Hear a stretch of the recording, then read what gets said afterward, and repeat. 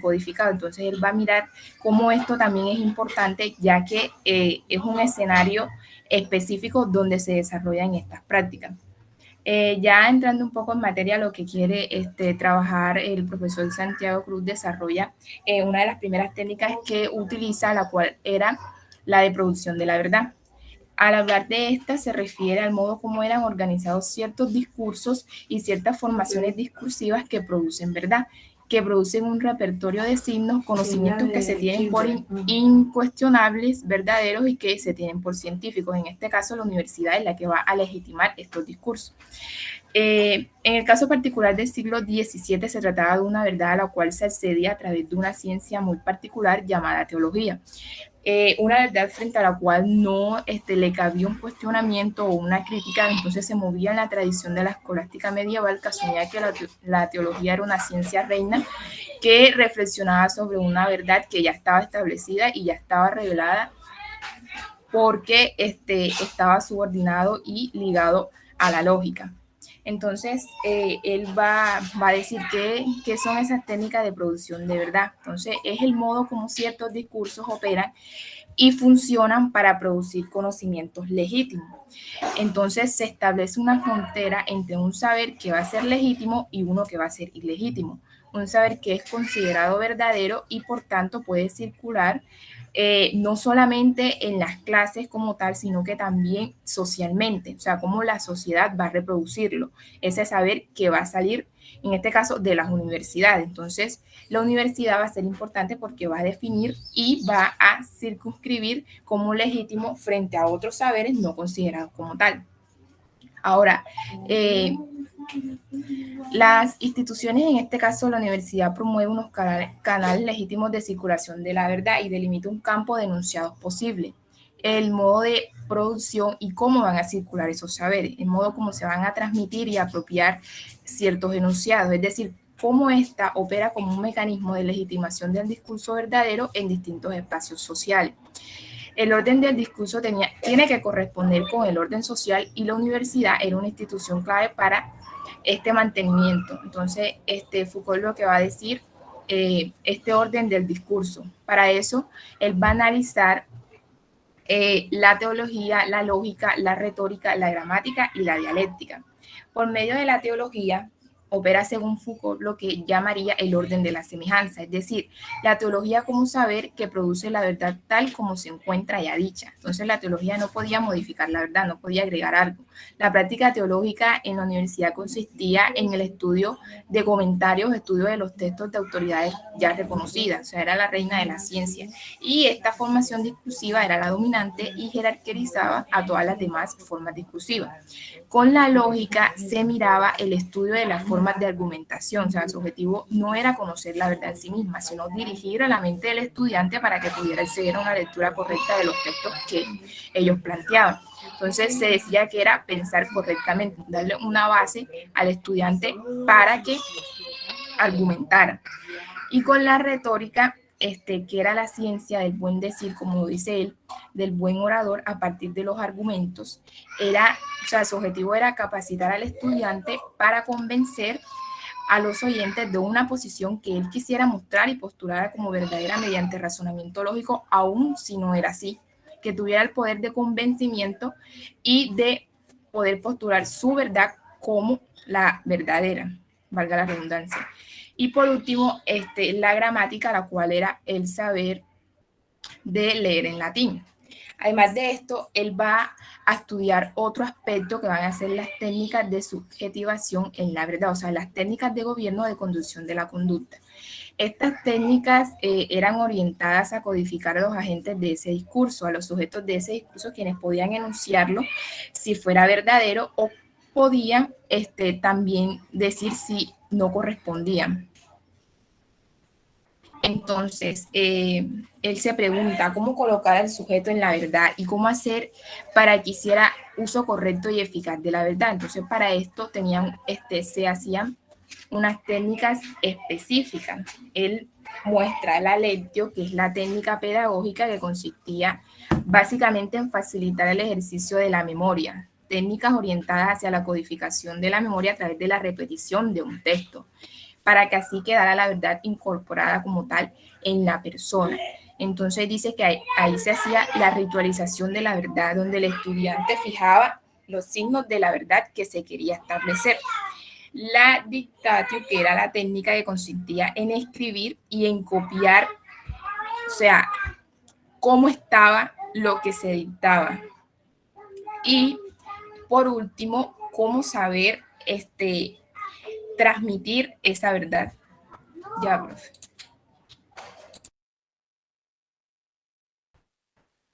Muy bien, Marcela, excelente presentación. Demos la palabra a Luis Fernando Beltrán. Luis Fernando, buenas tardes, bienvenido a clase, tiene la palabra. Buenas tardes, profesor. Buenas tardes, compañeros. Pues yo les vengo a hablar un poco sobre Foucault y el poder. En breve aquí resumen. Foucault dice que el poder busca determinados fines u objetivos a complementar y siempre donde haya, diciendo que siempre donde haya poder habrá una resistencia que esté contra él. Porque la resistencia es la contraparte del poder y esta y, y es otra forma de ejercerlo. El poder finalmente no prohíbe, por el contrario, posibilita determinadas prácticas, determinadas subjetividades, saberes y placeres. El poder produce verdad, así lo establece la verdad y la forma jurídica. Por ejemplo, la vigilancia de castigo a través de la prisión en la modernidad mediado por determinadas ciencias y saberes del poder y de la subjetividad, tales como la sociología, la psicología, la criminología y la psiquiatría. Se produjo ciertos discursos de verdad en torno a que es normal o patológico, normal o criminal, estableciéndose las formas de reinserción, rehabilitación o encauzamiento de estas subjetividades. Y evidentemente las formas de prevención mediante la constante vigilancia. Es decir, el poder produce sujetos, produce determinadas prácticas, habilita determinadas formas de relacionales y por lo tanto el poder produce determinadas verdades que avalan o lo sostienen a él. La verdad es una forma de poder que por lo general oculta las relaciones del subyacente en el origen o en las analogías de cualquier discurso de verdad o regímenes de verdad, es decir, la forma en que produce anunciados válidos o veraces.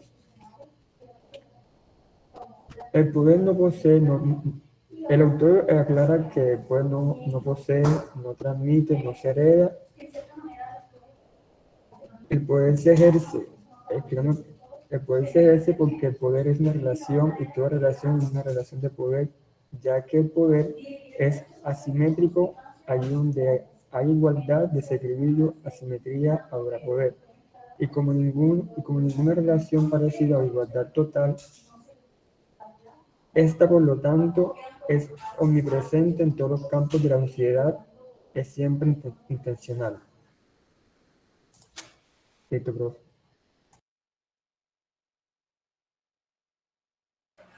Luis Fernando, muchas gracias. Demos la palabra a Julián. Julián, muy buenas tardes. Luis Fernando, muy bien, gracias. Julián, buenas tardes, bienvenido a clase y esperamos escuchar tu discurso. Gracias. Buenas tardes, profe. Bien, yo creo que voy a hacer unos pequeños comentarios sobre el texto de la problematización del poder en Michel Foucault, ¿no? Una breve generalidad sobre todos los 3 puntos que expone.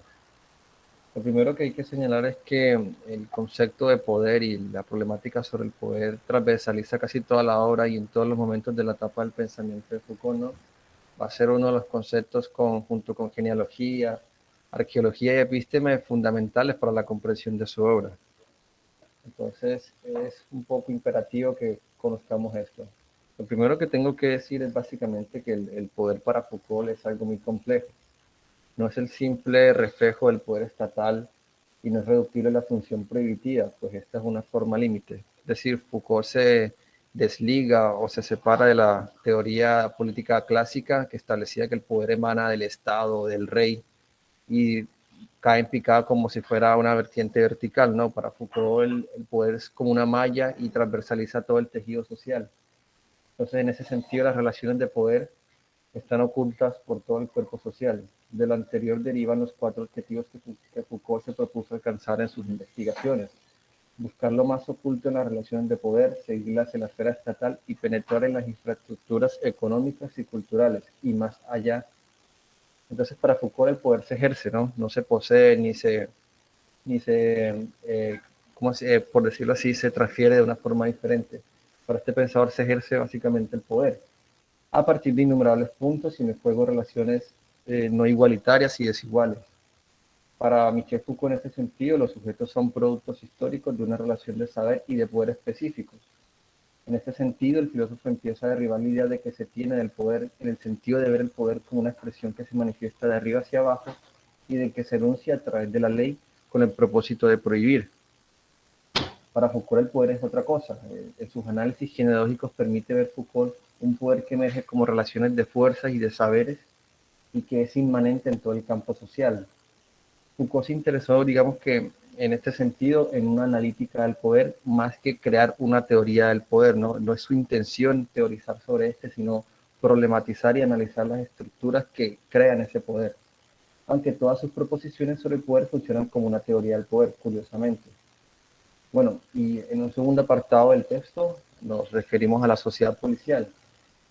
Foucault aquí examina las circunstancias de la sociedad policial, es decir, cómo se erigen y emergen instituciones sociales que se encargan de vigilar a los individuos desde diferentes ámbitos, desde lo medicinal, lo penal, lo psicológico, lo laboral, lo militar, etc. Se trata en esencia de un modo de control impositivo sobre los individuos para la administración de su vida. Foucault aquí va a dar cuenta de algunos dispositivos de control de tecnologías, como fue la arquitectura en el siglo XVIII, el panóptico de Jeremy Bentham. Entonces, en ese sentido, la arquitectura entonces es parte vital del engranaje del poder con que se vigila y controla. Todo está diseñado con una función social específica. Afirma Foucault que desde finales del siglo XVIII, la arquitectura comienza a estar ligada a los problemas de población, de salud, de urbanismo. Y finalmente, Foucault reflexiona un poco sobre el tema de la micropolítica.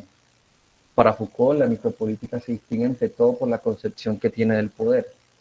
La micropolítica del poder no es el Estado, no es el príncipe, no es el aparato gubernamental, no es la ley. No es una política que dé respuesta a los ejercicios del Estado o del aparato centralizado del poder. La micropolítica en este sentido es anterior a la macropolítica, ya que plantea que el poder es anterior a lo político, es anterior a la ley, al Estado, etc. Se trata de escenarios reducidos donde se desenvuelve el poder. En este sentido, la macropolítica es minoritaria en el sentido en que no busca el control de lo social, sino que busca el ejercicio del control del poder. Eso es todo, profe. Excelente, Julián, muy bien. Tiene la palabra Carlos Alberto. Carlos Alberto, muy buenas tardes, bienvenido a clase. Tiene usted la palabra, señor. Buenas tardes, profe. Buenas tardes, Muy compañero. bien. Sí, de aquí del texto que usted envió, dice que, bueno, lo que comprendí de aquí, o que me llamó la atención, dice que a Michel Foucault dice que el poder es disciplinario, tiene como función principal enderezar conducta, separar, analizar, diferenciar. Usted explica que lo que quiere decir que la disciplina fabrica individuos es un poder de ejercicios menores y entonces las compara con rituales rituales sobre, sí, sobre la soberanía o con las herramientas que usa el Estado. Dice que las sociedades disciplinarias ponen en función unas prácticas de poder que dan su máximo de entidad y cobertura, produciendo un crecimiento y un rendimiento efectivo de los aparatos en el interior de los cuales se ejerce. Entonces, aparatos pedagógicos, militares, industriales y médicos. Esto me deja pensar a mí que, lógicamente, como ya se estudió, se ha dicho ya en clases pasadas, todo se rige por X normas o reglamentos. Entonces siempre hay como ciertas reglas a seguir de X entidad.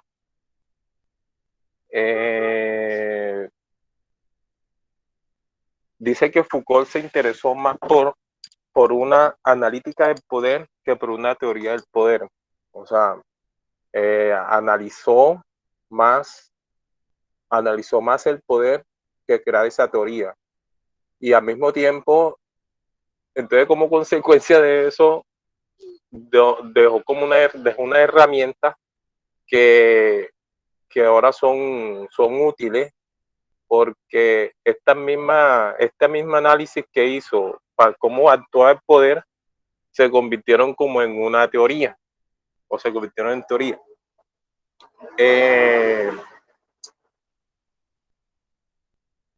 Aquí, por ejemplo, los panópticos. Dice que, o sea, Bethan encontró como lo dijo Julián ahora, Julián lo explicó muy bien. Dice que encontró una tecnología de poder específica para resolver los problemas de vigilancia. Dice, con un procedimiento óptico para ejercer bien y fácilmente el poder óptico.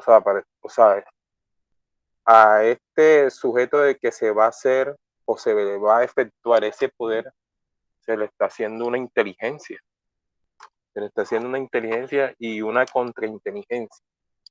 Porque tienen que estarlo observando, mirando, detallando. Es lo mismo que hacen los rateros, los bandidos, delincuentes, flederos con nosotros, con el que tiene, con nosotros, el que tiene algún bien o un bien o un objeto de valor. Entonces ellos siempre nos están mirando. Entonces, digamos que lo voy a poner en de mi forma de ver las cosas. Yo para romper eso, y digamos que aquí usted y todos mis compañeros me van a decir que de pronto no es así. Yo para romper eso, uno comienza a mirar ciertas cosas,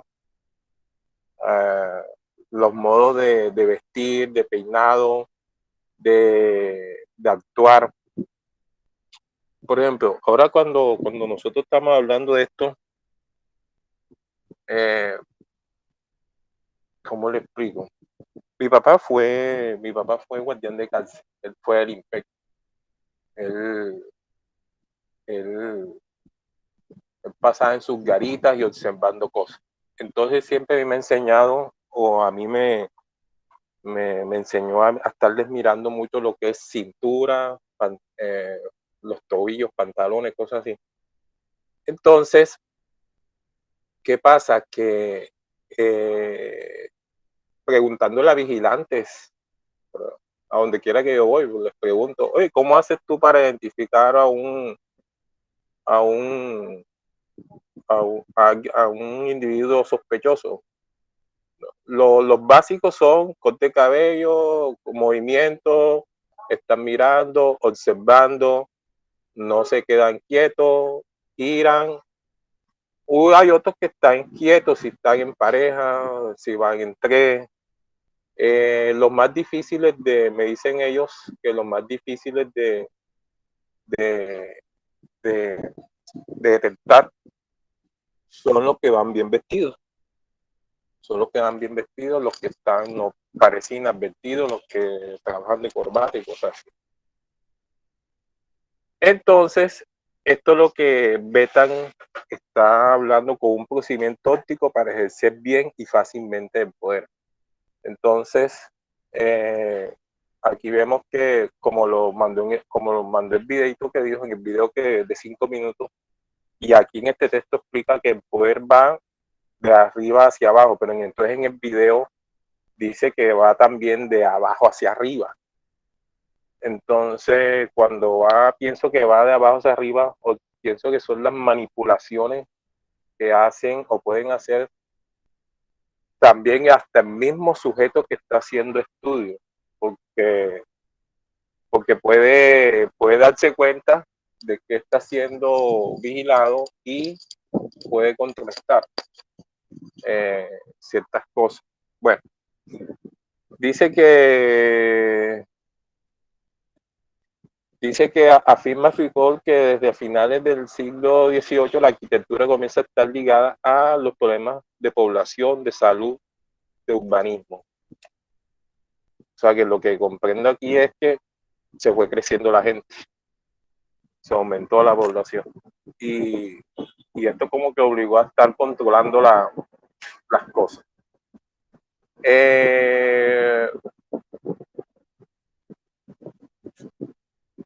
Bueno, profe, ya, aunque aquí hay otros puntos acá, pero no los comprendí muy bien, pero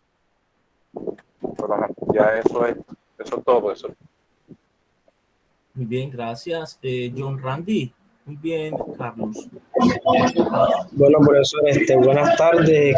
Quisiera participar rápidamente, ya que ayer me vacuné contra el COVID y estoy un poco mal de salud, pero la idea es también participar en clase. Voy a hablar sobre la entrevista de Santiago, en donde vemos cómo se menciona, cómo se aplica el poder pastoral en las instituciones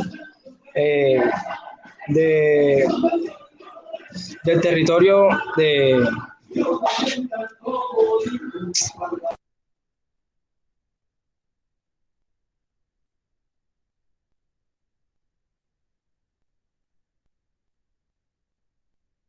Bueno, ya volví, donde se aplican estas técnicas en los claustros educativos. Primeramente vemos cómo son técnicas de sujeción centradas en la obediencia, hacer que esa persona someta su voluntad a la voluntad de otra, y que tiene como objetivo hacer que el dirigido se niegue a sí mismo. El autor trata de pensar cómo la educación superior en el siglo XVII se haya atravesada por este poder pastoral mencionado por Foucault, donde vemos cómo las órdenes religiosas son las que fundan las universidades, primeramente la Javeriana y la de Santo Tomás en 1580 y 1600. El autor se interesa en las técnicas del poder y el funcionamiento de estas, principalmente la genealogía de las universidades en Colombia, que comienza con una universidad que era prácticamente una extensión de un convento. Habla un poco de todas estas instituciones relacionadas con el sistema eclesiástico y el modo de vivir interno enclaustrado. Por eso quizás era como bastante pesada la educación en estos términos. Ahora mira concretamente las técnicas de producción de la verdad, donde no cabía el pensamiento crítico, repertorio de conocimiento incuestionable, y se aplicaba como una filosofía subordinada. Continuando, vemos la reproducción de la verdad, de cómo la universidad promueve los canales solamente legítimos de circulación de la verdad, donde la universidad opera como uno de estos mecanismos de discurso verdadero, donde vemos las formaciones discursivas, menciona algunas como la teología, la lógica, la retórica y la gramática.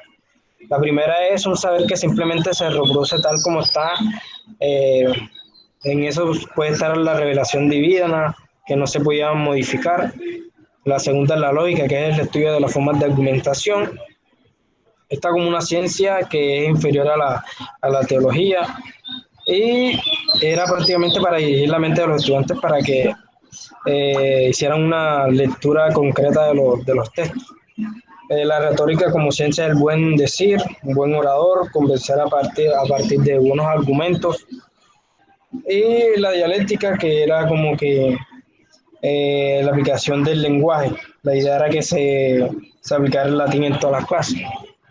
Los objetivos de estas técnicas no solamente eran de ser funcionales, además eran como que un cierto objetivo del poder pastoral, poder conjurar la multiplicidad de sentidos de sociedad, ya que esta sociedad no toleraba los múltiples sentidos, y además que se podía afectar el orden. Siguiendo los estudiantes aprendían básicamente las reglas de juego, donde se aplicaban ciertas técnicas de su subjetivación en la verdad. La primera es la lección, la técnica pedagógica de la lectura de un texto, que conlleva la teatralización de la voz, que era casi siempre para los profesores. Lo que se puede hablar en estos términos de la pedagogía como el sistema tradicional. Eh, la segunda es también la repetición básicamente de la lectura.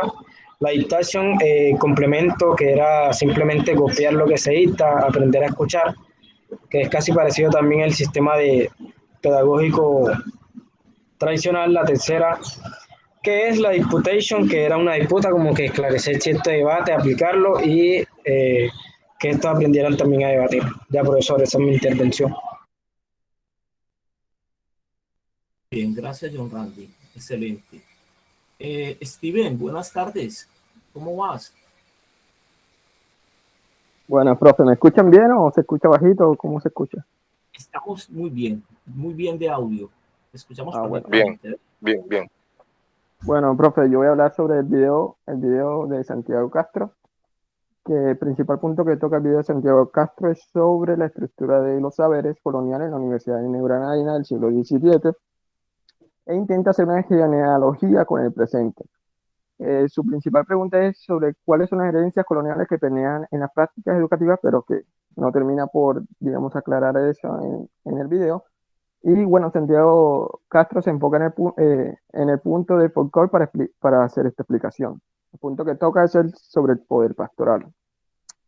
Comienza hablando como la educación superior del siglo XVII se halla atravesando por el poder pastoral. Comienza diciendo que las primeras universidades fueron fundadas por las órdenes religiosas y el modelo que sigue estas fundaciones son del convento de universidades, donde explica que las universidades solían ser una extensión del convento, donde eran regidas por el convento y donde compartían las plantas físicas y donde los estudiantes vivían en las mismas universidades.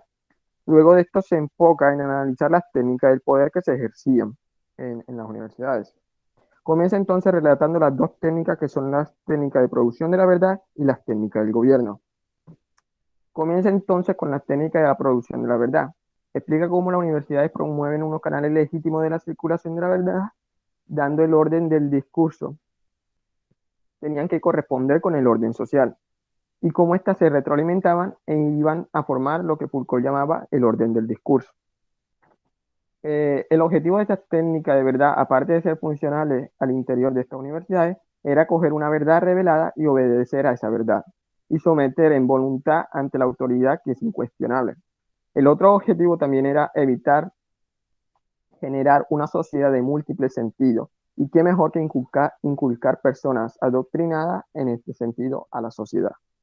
El otro punto que toca es la técnica del gobierno, que estas técnicas están orientadas a codificar a los sujetos, quiénes y cómo podían enunciar el discurso verdadero, cómo colocar al sujeto en la verdad y cómo hacer que este sujeto haga un buen uso de la verdad. En esta parte del video, Santiago habla sobre tres técnicas que están latentes en la universidad, la cual eran la lesio, el objetivo facilitar del ejercicio de la memoria; la dictatio, es una técnica que se centra en copiar lo que se dicta y atar la verdad al cuerpo; y la técnica de la disputatio, que era demostrar por medio del debate lo aprendido anteriormente, con las dos técnicas, el leatio y el dictatio. Bueno, profesor, y también me vi la película recomendada que usted puso, que era la letra prohibida, la leyenda del Marqués de Sade. Y bueno, en esta película se puede ver claramente el uso del poder y la concesión de locura, en el cual se le aplica al Marqués de Sade. También se puede observar los sujetos del poder, que en este caso serían el sacerdote y el doctor, y cómo utilizaban las torturas aplicadas para el Marqués para evitar la propagación de su locura en sus novelas. Bueno, yo sin saber sobre este Marqués de Sade, yo me había leído anteriormente un escrito de él, una novela llamada 120 días en Doma, que es precisamente una obra bastante cruda. Y bueno, y también me había visto, de hecho, la representación de esa película, de esa novela, en una película italiana de 1975, creo que es, también llamada 120 días en Doma, y se puede ver en su interpretación de este Marqués, su forma de escribir un poco grotesca a lo que acostumbraban en esa época. Bueno, eso sería todo.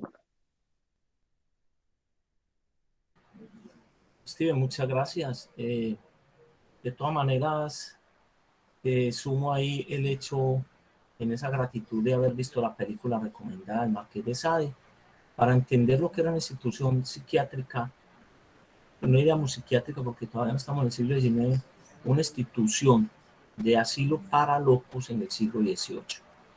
Keiner, buenas tardes. Muchas gracias, Steven. Keiner, buenas tardes. Bienvenido a clase. Tiene la palabra.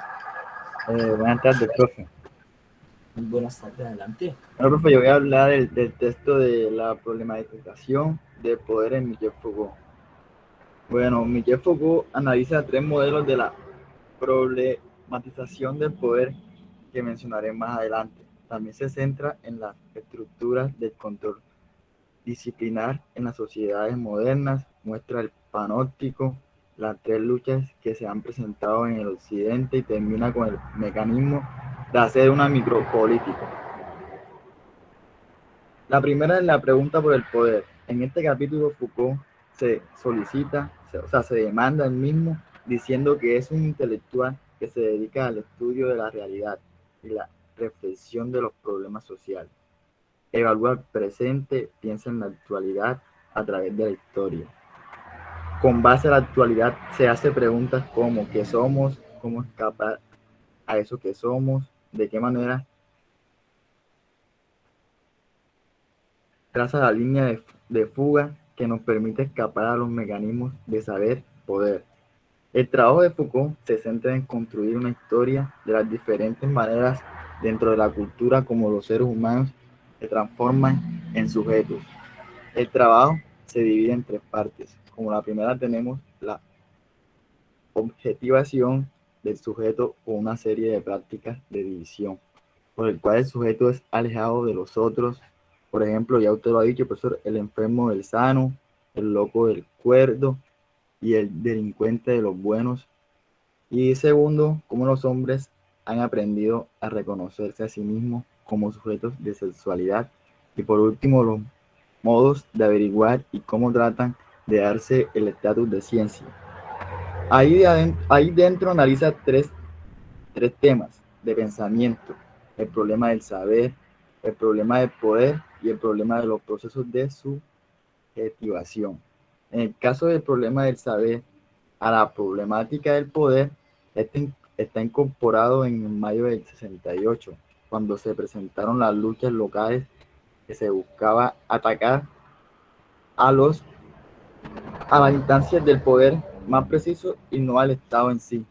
Se notaron luchas en diferentes países y en diferentes condiciones y problemáticas. Habla de la historia genealógica, que son vistas en diferentes espacios en lo que se llevaron a cabo varias luchas que causaron que se cambiaran los valores, las funciones, las reglas, los sentidos. Esta historia genealógica conlleva lo que se pensaba inerte o algo fijo, y se pasa a lo que se pensaba unido o pegado. O sea, lo separa. Dentro de este modelo genealógico, Foucault ve un poder que surge como relaciones de fuerza y que es propio a todo el campo social y se caracteriza como algo útil, por lo cual Foucault menciona que el poder crea lo real.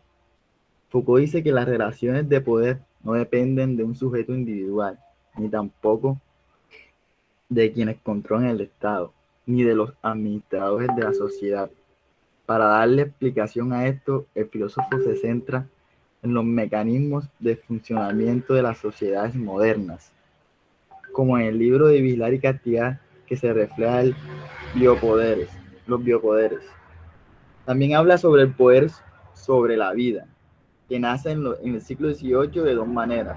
La primera estaba bajo una idea del cuerpo como máquina, objeto del poder característico de las disciplinas, que era un anatomía política, creo que es, pues, del cuerpo humano.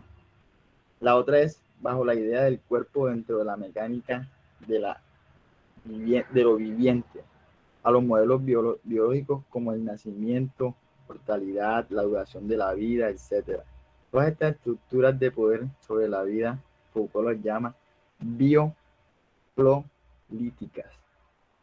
Y por último, el poder de la disciplina o poder disciplinario, que tiene como objetivo guiar las conductas, separar, analizar, diferenciar. Es decir, la disciplina produce individuos y que es un poder de ejercicios menores que se compara con los rituales de la soberanía de los aparatos del Estado. Bueno, profe, también en el texto también se habla de lo que es panóptico, que Foucault lo dice que es ubicar un vigilante en la torre central y encerrar en cada celda un loco, un enfermo, un condenado, etcétera. Y por efecto de la contraluz puede ver desde la torre a todas las personas que están prisioneras. Ya, profe. Kenner, muchas gracias. Bueno, voy a hacer una síntesis de la conferencia del profesor Santiago Castro y luego vamos a trazar algunas actividades para la próxima clase. Primero, entender una cosa. Los saberes coloniales en la Universidad Neogranadina. Es una clase que da el profesor Santiago Castro en la Universidad Externado o en la Javeriana, no recuerdo bien. Es, como ustedes ven, transmitida por YouTube. ¿Qué pasa?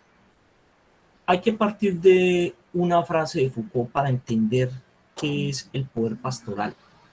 Esa frase de él es: el poder crea lo real. El poder crea lo real. En este sentido, entonces, lo que muestra el profesor Santiago Castro acá es que la Universidad Neogranadina, que surge en el siglo XVII en Colombia, está adscrita al poder pastoral. ¿Por qué? Porque está bajo la égida de las comunidades religiosas, de las órdenes tomistas y jesuitas. Entonces, lo más importante es ver cómo se crea un modelo de universidad bajo la tutela eclesiástica. Y eso es puro poder pastoral.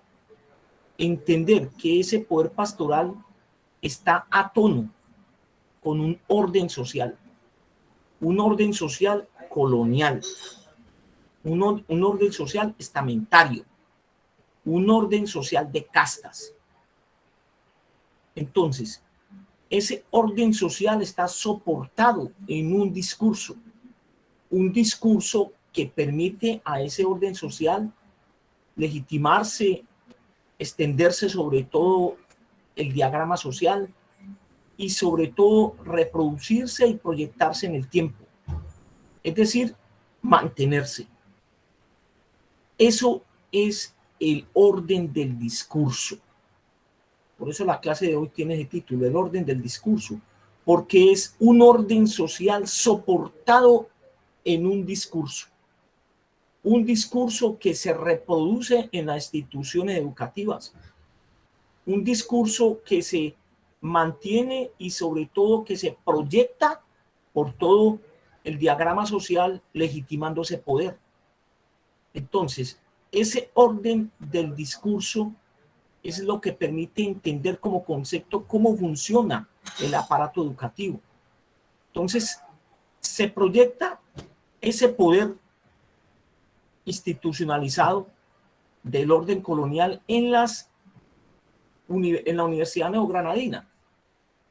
Allá se reproduce como saber, se reproduce como poder y sobre todo se forman los estudiantes en esa relación saber-poder que le va a dar soporte a ese orden del discurso, es decir, a ese orden social soportado en esos dos pilares poderosos.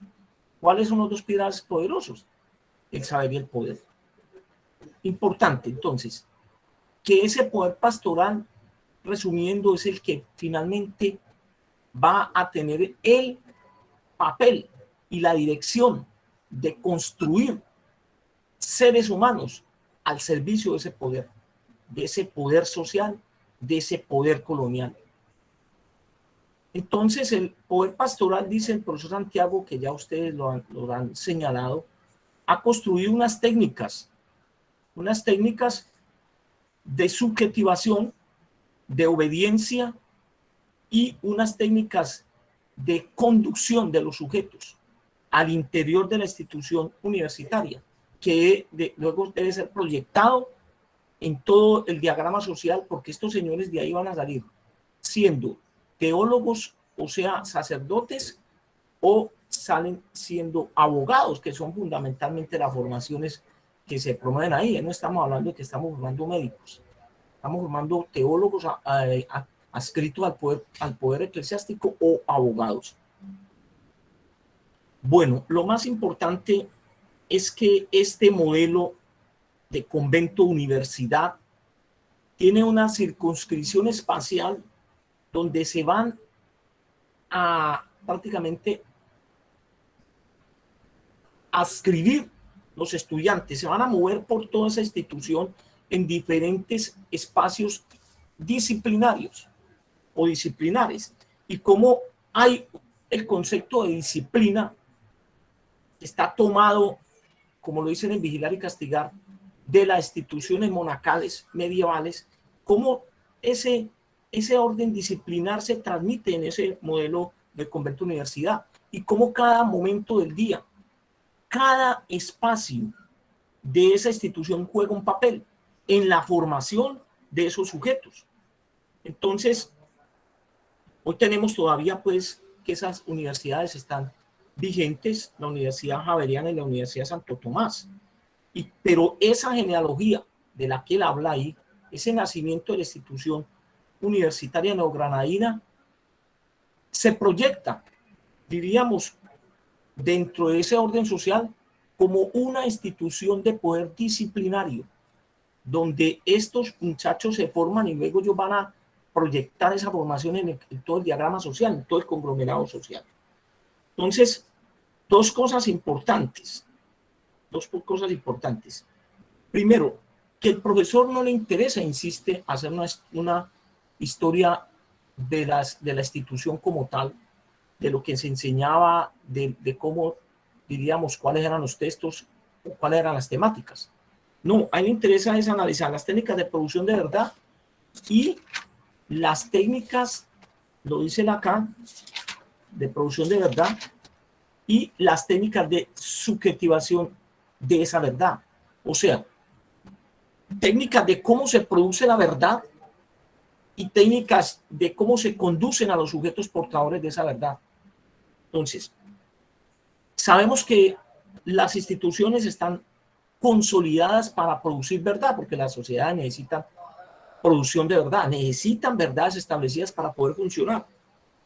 Entonces, él plantea cómo esas técnicas de producción de verdad están milimétricamente calculadas, están milimétricamente proyectadas para ser reproducidas.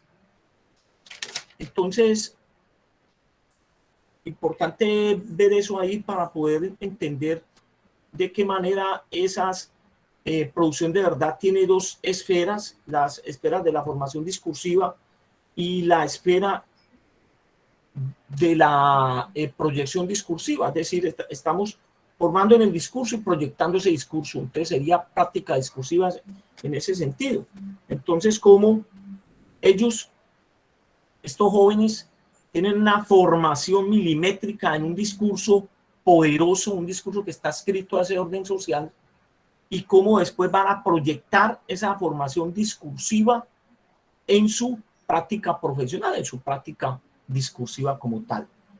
Entonces, tenemos que se habla de 5 ejes en esa formación discursiva: la teología, la lógica, la retórica, la gramática y la dialéctica. Eso es clave, él hace una radiografía de esa formación discursiva. Obvio, la teología es la madre de todas las ciencias para este periodo. La teoría entonces opera como el eje del discurso y está dentro de la episteme de la semejanza, porque lo dice ahí. Obviamente estamos en la era colonial, en el siglo XVII, donde hay una gran proyección, dice él, según los textos de las palabras y las cosas y de arqueología del saber, de esa episteme de la semejanza.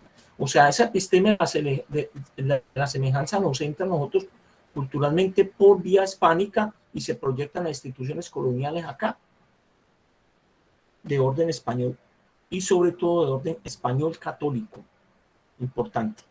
Bueno, él ya entonces se sienta a mostrar de qué manera ahí funciona la episteme de la semejanza en la formación teológica, de cómo lo que interesa es aprender memorizando, es decir, coger la esencia de los contenidos a través de la memorización y la repetición. La lógica, otro eje de la formación discursiva, de cómo nos enseñan para este periodo a estos muchachos a pensar desde la lógica aristotélica de los silogismos. Importante eso también. La retórica, entonces, la retórica va a enlazar la gramática, que es el arte de saber leer en latín, y la dialéctica, que es el arte de saber discutir. Eso es de origen griego.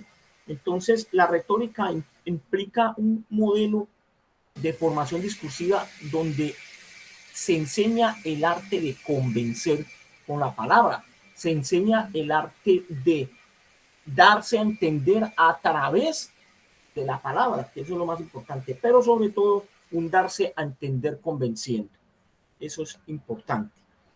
Entonces, esta técnica de producción de verdad lo que van a hacer o están orientadas a crear un único sentido dentro de ese diagrama social, recuerden, del orden del discurso, es decir, repitámoslo, de la forma en que una sociedad está ordenada a través de un discurso, y para este caso de un discurso único, obviamente, no permite que otros discursos operen en esa sociedad, aunque ahí están, pero están minimizados y apagados. ¿Por qué? Porque hay un discurso hegemónico, diríamos a la manera de Gramsci, un discurso único que apaga la movilización y el surgimiento y la emergencia de otros discursos. Entonces, estos muchachos están formados en eso, en ese único discurso. Es una formación unidimensional discursiva, que es lo que hay que entender aquí. No hay otra posibilidad de formación sino en ese discurso, en esta sociedad. Estamos hablando de la sociedad del siglo XVII y XVIII, aquí en la Nueva Granada. Entonces, los otros discursos que de pronto quieran emerger no tienen la posibilidad, y estos señores que están formándose para ser la clase dirigente del futuro de ese orden social no lo van a permitir. ¿Por qué? Porque están formados para eso, para apagar cualquier emergencia discursiva que no sea, o que vaya en contravía con ese discurso único. Eso es súper importante entender. Entonces, son agentes de poder los que se están formando allí. Y ya él termina su conferencia hablando de las técnicas de subjetivación. Las técnicas de subjetivación es la técnica de conducción, de la conducta de esos sujetos. Se llaman subjetivar, es cuando un sujeto se conduce, es decir, se orienta su conducta a un poder, a una directriz poderosa que le dice cómo se debe comportar. Y esas son las técnicas de la lectio, la dictatio, la disputatio, dentro del contexto de la formación pedagógica que se da en esas instituciones universitarias coloniales.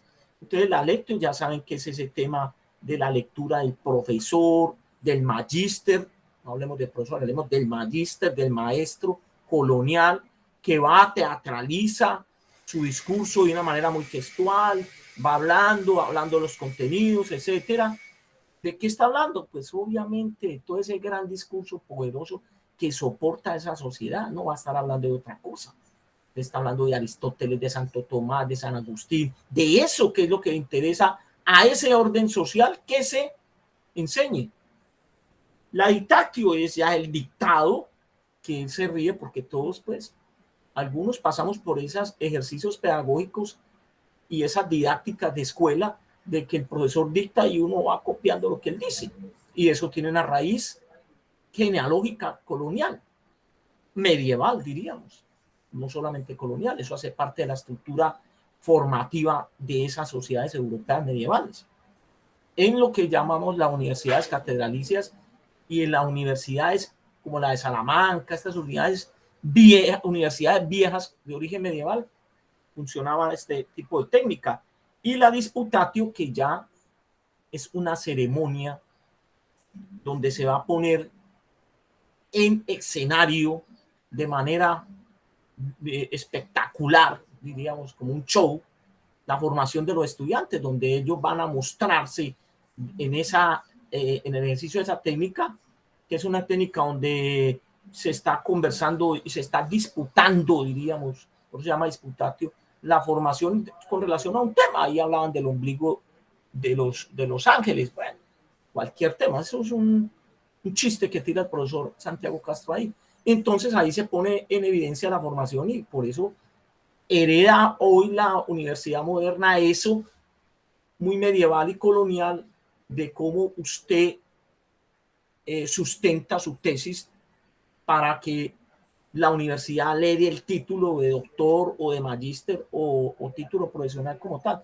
Todos hemos pasado por ahí nuestra formación de ir a defender, se llama en el argot de la Universidad Académica Colombiana, defender la tesis. Defender es porque ahí te van a preguntar algunos temas, cómo construyó el proyecto de investigación, cómo lo desarrolló, de qué el contexto.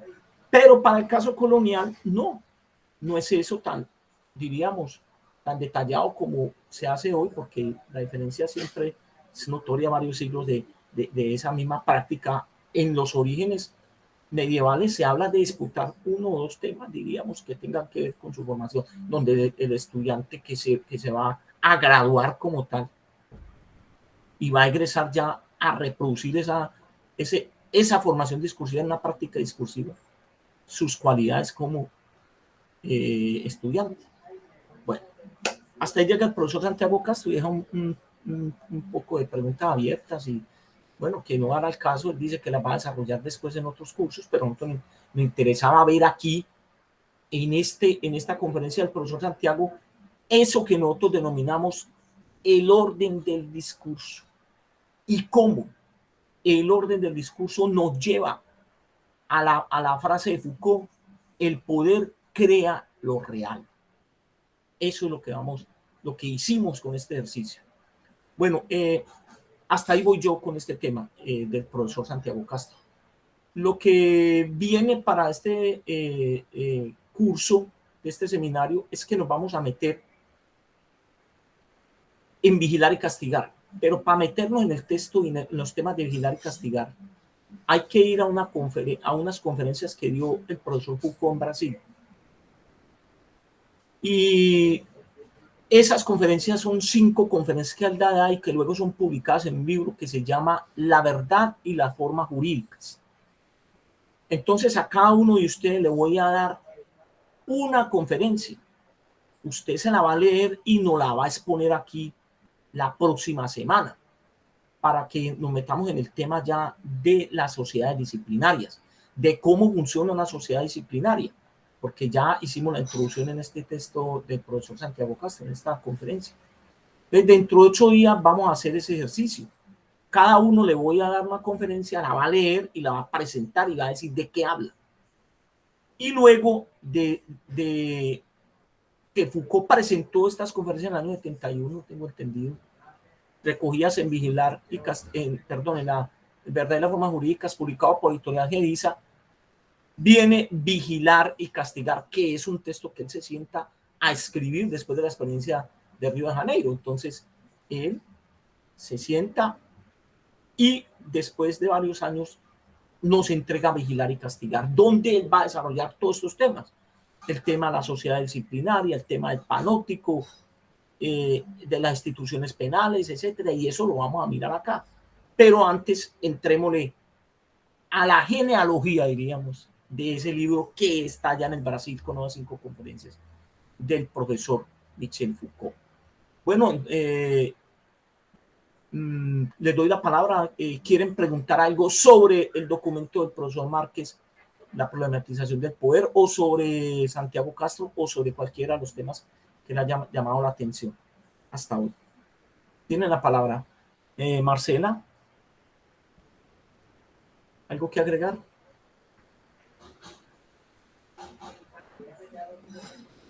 Luis Fernando, ¿tienes algo que decir? Están calladitos. Julián. No, pues no tengo nada. Carlos Alberto, ¿tiene algo que agregar? No, no, bueno, profe, con relación al texto y el video que mandó a última hora, yo que en el texto usted explica que el poder va de arriba hacia abajo. Y en el video sale o dice que también va de arriba hacia abajo, pero entonces agregó que va también de abajo hacia arriba y en todas las direcciones. ¿Cómo se manifiesta o cómo lo expresa Foucault el poder o sea, cómo contrarrestar ese poder o cómo va el poder de abajo hacia arriba? Y la otra es que lo que dejé escrito ahí en el mensaje que en el chat, que me llamó la atención de lo de la película de las letras prohibidas, es que al final siempre queda un loco, se muere uno y queda otro loco. Entonces, como para contrarrestar la verdad de ese ente que está imponiendo una fuerza, su propia verdad o su poder. Bueno, con relación a lo que se llama la circulación del poder. Bueno, Foucault reconoce que él reconoce una teoría que es la teoría de la soberanía sobre el poder, donde viene jerarquizado y que tiene su origen en la ley. Y es que el poder viene de abajo hacia arriba porque viene de los jefes a los subalternos en todo orden social y en todas las instituciones. Siempre será el rector en la universidad que tiene la última palabra, o el presidente en el orden social, o el rey. Pero él dice que, y eso es el gran aporte de la teoría del poder, de que el poder no solamente está institucionalizado de esa manera jerárquica, sino que el poder está irrigado por todo el entramado social, porque está prácticamente asentado en las relaciones sociales. Entonces, las relaciones sociales van en toda dirección, de arriba hacia abajo y de abajo hacia arriba, y también de forma horizontal, entre pares. Entonces, por eso él habla de la microfísica del poder, porque hay unas relaciones micro donde el poder circula también, como en la familia, las relaciones de pareja, las relaciones laborales, las relaciones entre los amigos, en los clubes sociales, en los nichos de investigación. Eso es lo que él plantea. Después, Carlos, yo para dentro de 8 días tengo mi tarea, ¿sí? Y es hablar ya sobre ese documento de la problematización del poder, mientras ustedes me van a exponer la verdad y las formas jurídicas. Con relación a la institución y a la película, la institución psiquiátrica que se muestra en la película, ahí lo que circula en diferentes sujetos es los textos literarios del Marqués de Sade. Circulan entre los locos del manicomio y circula también en la ciudad. Entonces, interesante cómo ese discurso sadista, diríamos, el discurso del Marqués de Sade no se detiene hasta que prácticamente él termina muerto, y ahí para, porque hasta con la materia fecal él escribía y eso circulaba, una cosa estéticamente muy bien llevada al cine. ¿Quién levantó la mano, por favor? Yo, profe. No, Keiner. No, yo, profe. No, profe, estaba hablando de la película, que cómo él hace las obras de todo lo que lo rodea. Como cuando, no sé si era el sacerdote, que se casó con la peladita de 16 años. Entonces tomó eso que pasó, lo tomó y hizo una obra sobre eso. Entonces, como la inteligencia de... Bueno, no fue el sacerdote, fue el médico que se casó con la peladita de 16 años que estaba en el que la metieron en el convento y se la guardaron para el médico. Mire todo eso. Bueno, y él toma eso y hace la obra, imagínate. creo que se llama Crímenes de Amor, ¿no? Bueno, es una invitación a leer al Marqués de Sade. Pues el Marqués de Sade tiene unas obras que él maneja esa parte del erotismo, etcétera, con una jocosidad y un humor que eso es lo que lo caracteriza a él, porque uno en una literatura erótica de ese siglo y uno no deja de reírse con las locuras que se inventa el Marqués de Sade. Ni qué decir, pues, los textos Justín, el Filosofía en el Tocador, todos esos textos de Marqués de Sade. Bueno, eso también es un compromiso, que no solamente la película, no leerlo a él para entender la película. También cuando le quitan la pluma y el papel se viene y se corta para coger sangre de las manos, para escribir. Coge las sábanas también y escribe en las sábanas. O sea, cómo se ve todo eso reflejado ahí en esa película. Impresionante. Carlos, ¿iba a agregar algo?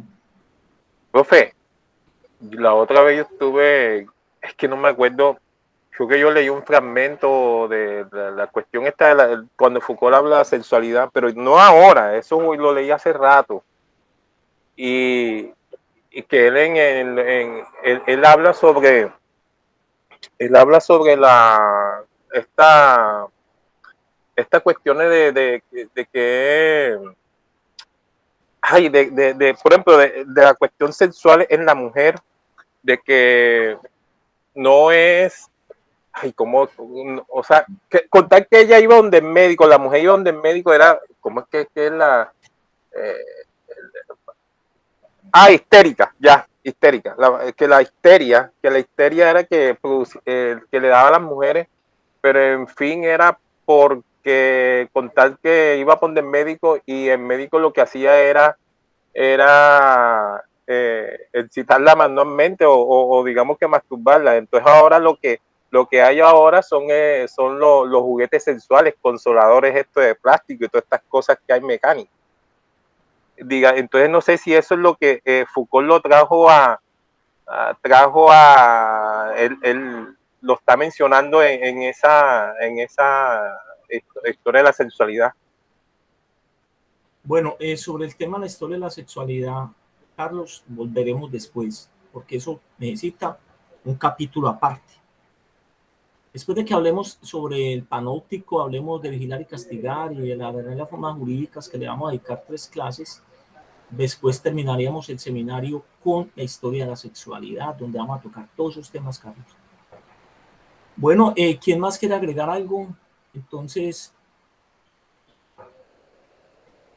Julián o Steven, no sé. Entonces ahora les voy a colocar en el correo la verdad y las formas jurídicas y cuál va a ser la conferencia que le va a corresponder a cada uno para dentro de 8 días. Y yo dentro de 8 días entonces pongo en escena aquí otra vez a la manera colonial el texto La problematización del poder, para que nos metamos ya de frente con el concepto de sociedad disciplinaria en la verdad de las formas jurídicas y en vigilar y castigar. Sobre todo en estos tiempos de pandemia, él habla ahí en vigilar y castigar de cómo se controlaban cuando las sociedades se apestaban en Europa, cómo se controlaban esas pestes, lo muestra él ahí en la construcción de panópticos para observar el movimiento de la gente. Listo. Bueno, si no es más, entonces nos vemos el próximo viernes. Muchas gracias por la asistencia a clase y los espero por aquí bien juiciositos. Dios los bendiga y cuídense mucho. Buenas tardes, profesor. Bueno, muchas gracias. Buenas tardes, compañero. Profe, usted recibió, yo le envié un correo. No, el correo me llegó ayer, apenas lo voy a mirar. Sí, yo. Bueno, ok, pues. Hasta luego. Bueno, chao, profe. Chao, Carlos. Hasta luego. Oye, esa película está como interesante de las letras prohibidas. Y es como vieja porque estaba Joaquín Phoenix y